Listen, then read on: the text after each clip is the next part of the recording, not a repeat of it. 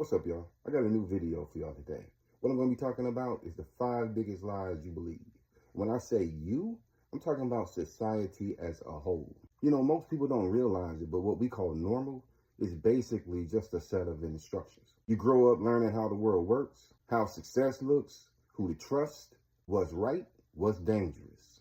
This is your paradigm, the way you view the world, and it started when you were born. And you assume these lessons are true. But much of what we're told is just conditioning, a structure built to keep you busy, predictable, and of course, easy to control. So let's talk about the stories the system has been pushing for generations. The lies that shape everything from your daily decisions to your worldview. They told you that intelligence lives inside a report card, that memorizing and obeying is signs of being smart. But education as it exists today was never about awakening genius. It was built to produce workers, not thinkers. And it trains you to regurgitate rather than reason. Real intelligence has nothing to do with test scores or degrees. It lives in your ability to think independently. This includes connecting ideas, challenging assumptions, and identifying patterns that others may miss. True education begins the day you start learning from experience, observation, and failure. And that's when knowledge stops being something you memorize and then becomes something you understand. Another lie we were told to believe is that the news is fair and balanced. What we call news is closer to stage production than journalism.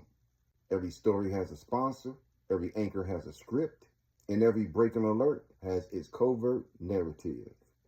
That's because its sole purpose is to provoke emotion and hold your attention. Fear and outrage generate more views than balance or feel good. So that's what you get.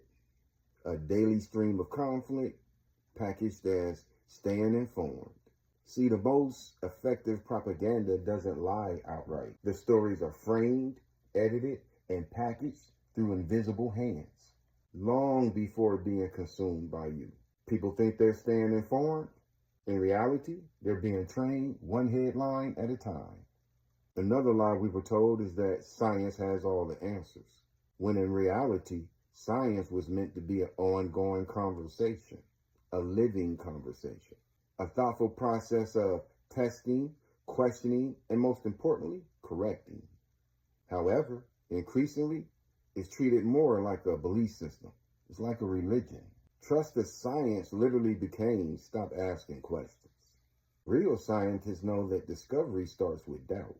But doubt doesn't serve the institutions that profit from certainty.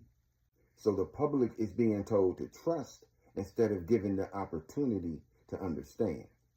It is funding that dictates what questions are explored.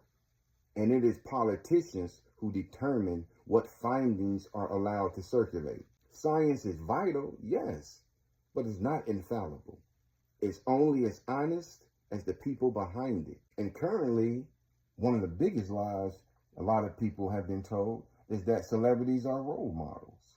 I'm going to tell you right now, long gone are the days when fame followed achievement. Today, it's easily manufactured. In fact, entire industries exist to create people whose main talent is visibility. Their lives are carefully curated and sold back to you as something to chase, an illusion of perfection designed to keep you consuming. Celebrities are literally marketing assets. Every appearance, relationship, and post serves a key component for a brand strategy. Their opinions shape culture, and it's not because they're so insightful. They just reach more eyes than everyone else. And the system uses fame as a GPS for the masses. When people idolize image, they stop trusting their own judgment. And the fifth lie you believe is that everything is good guys versus bad guys. You know, it's comforting to think that the world is divided neatly into bad guys and good guys. That story keeps life simple. Us versus them, right versus wrong. The system actually thrives on this black and white narrative because it keeps people divided. Moral certainty is easier to manage than critical thought. Every major conflict, political movement, or cultural feud needs an enemy to exist. The narrative changes, but the structure stays the same.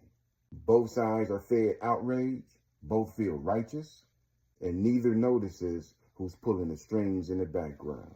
When you finally realize that most conflicts are orchestrated to benefit the same few interests, good guys and bad guys will start looking eerily similar.